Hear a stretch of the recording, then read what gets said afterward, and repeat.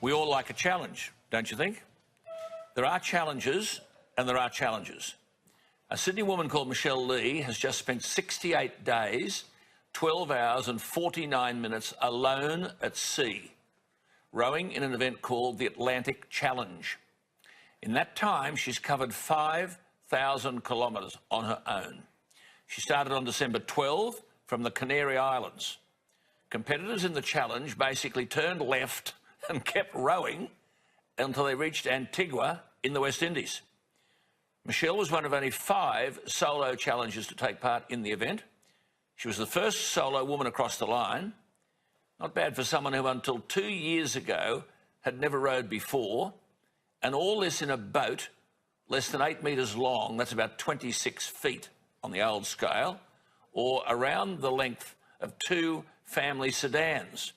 Now, Michelle is still awake. She's just flown back into Australia. I said, look, you've got to come and join us. She has. She landed this morning. She's with us in the studio. And for Peter and for me, and I'm sure for many of you, this is beyond our understanding. Good evening. You're still awake. Eh? I've had a 40-minute nap today. Oh, you're kidding me. And you were on your own at night for how many weeks? Nearly 10 weeks? Yeah, about 10 weeks. On your own? Yeah. At night? Yep. On the ocean? In the big blue wobbly stuff. And when I spoke to you from over there, we've got some pictures up here. When I spoke to you from over there, I said to you, what did you do at night? And you said you slept. Yeah. So what was happening? The boat's just bobbing around. Yeah, I'm just going with the flow. So whatever Mother Nature was dishing out at the time, I'm going in that direction. So. And what was the worst that Mother Nature... Look, she's smiling here. What was the worst that Mother Nature dished out to you? The worst I saw was just under 4 metre seas with just under 4 metre seas. 18 to 22 knots, maybe gusting 25, and that went for 2 days. It was relentless, and I had 3 sets of swell. I had a swell hitting me from the beam, one from the aft, and then there was the wind waves on top of that. And that, to me, was my worst day ever, day 46. And in my diary, it says, worst day ever. And the wind is so unnerving. It really was unsettling for me. Unsettling? Physically? I mean, 2 years ago, you weren't rowing. How did all this start? I read a book called Rowing the Atlantic, and for 2 years it plagued me so persistently and consistently that I decided if I don't do this, I'm going to die wondering. And it was not satisfactory for me to do that. So, you know. Did you think you might die doing? There are 8 deaths in ocean rowing, so I knew it was a possibility. But, you know, this race, you've got to tick so many boxes to even get to the start line. When you say rowing, I mean, Peter was a rower, weren't you, at university? Yeah. But when you say rowing, what are you doing in that boat? It's like a single scull. You're literally rowing backwards. So that's how you move the boat. So I'm looking, I'm looking... She's looking where she's come I'm looking away from where I'm going. Yes. You know what I mean? Astonishing. And your hands, give us a look at the hands. Oh, look at them. Have a look at the hands. We've got a camera there. Look at this. These are really good now. Now, look, mentally, you're on your own. Yes. So mentally, how did you know you'd be as tough as this? I struggled big time from day 46 onwards. I really realised from day 46 how vulnerable I was and how fragile I was. I was nursing some broken things on my boat, some fittings and fixtures. Then I was also nursing a toothache. I had an earache, and it was really from then on that I realised this is a survival challenge. Before it's a rowing race, this is survival, and I was in survival mode from then on. So anxious, high anxiety, every single day, stressing about my rudder, stressing about my autopilot. Not knowing how many more days you have, of course. So there's the mental. You know, here I am on day 46. Oh, so let me ask you that. That's fascinating. So at day 46, you don't know that you're going to finish on day 70, whatever. No, you haven't got a clue. So, you know, if you're not getting updates about where you go, 3 weeks. Well, we are so dependent on what happens with Mother Nature. You know, we're being pushed north, we're being pushed south. You're still always trying to maintain west. You know, you want to get west. So, and then there was about 8 days in my row where we virtually had nothing. We had not a breath of wind. Now that's hard. We rely on the following seas and winds to help us to get to the finish line. So on those days where there was nothing, I virtually made no ground, and that boat is heavy. She's nearly a ton. So here you are trying to literally row it through the water, when you should be having all the following seas and currents and, it still is. Hang on.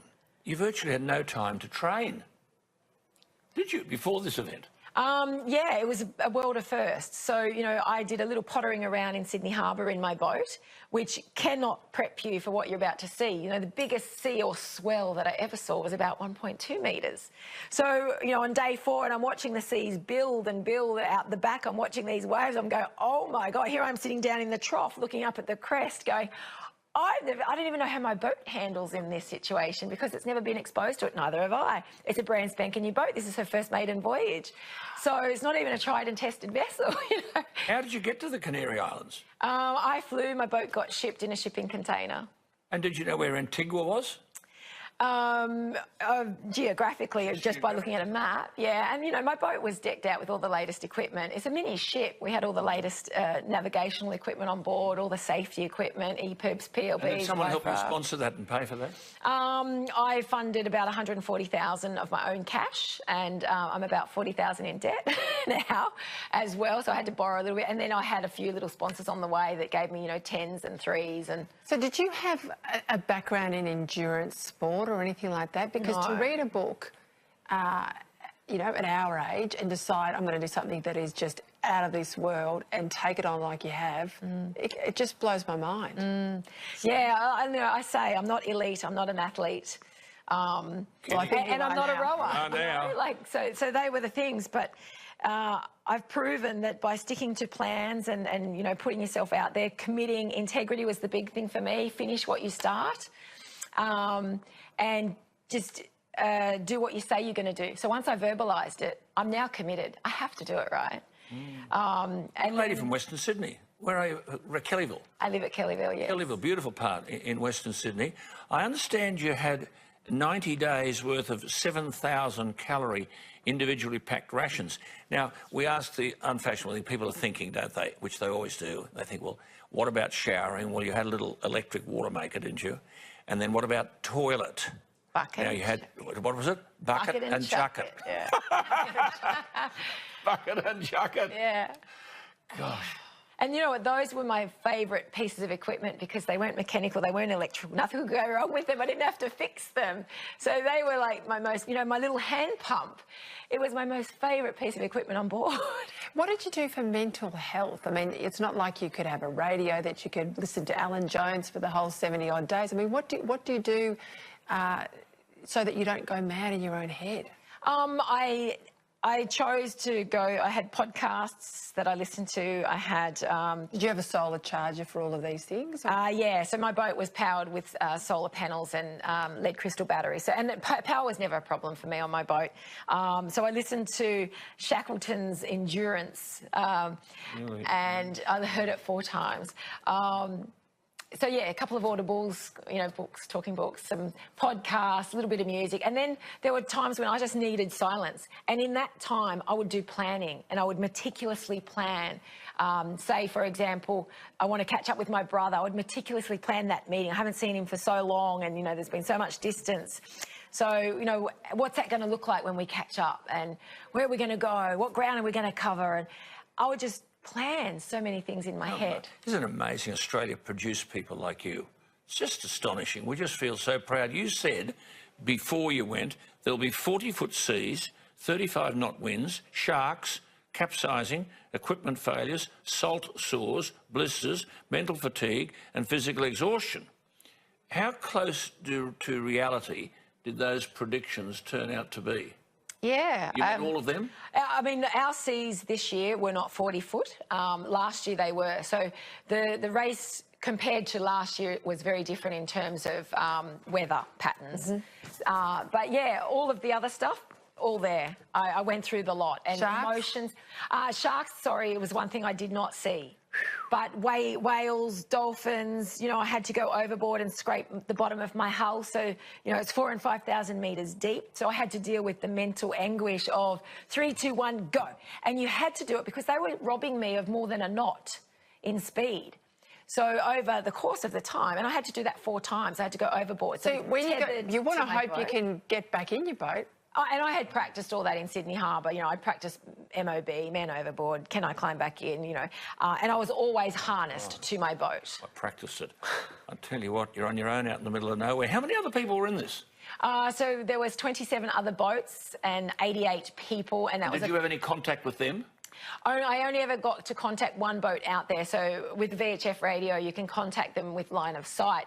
We were about 4 miles apart. I couldn't see the girls because we're so low to the waterline. But I saw them come up on my chart plot on my AIS. So I jumped on the radio, called them, and they're like, oh, my God. So we had a quick chat. They were a trio, a group of 3. That's it, though. What happens from here, apart from, can we get this lady a sponsor? What a remarkable Australian, an inspiration to people. Good God, where to from here? What's the next challenge? I'm not quite sure. I'll have a rest. Yeah, I do. I just want to have a little bit of rest and recovery. What's it like sure when you there'll be put your feet something. on the land after all that time at sea? I was very, very wobbly. In fact, I felt better standing on the deck of my boat than I did on land. So Doesn't surprise me. Amazing. There we are. The lady's name is Michelle Lee. Now, there is a website, isn't there? differentworlds.com.au to find out more about Michelle. differentworlds.com.au. What about that? Canary Islands to Antigua. Check it on your map. 5,000 kilometres. You're amazing. So glad you've joined us and shared. yeah, thank you. And if we can all out there help you some way, you keep in touch with us and we'll keep in touch with you. Awesome. How good is that?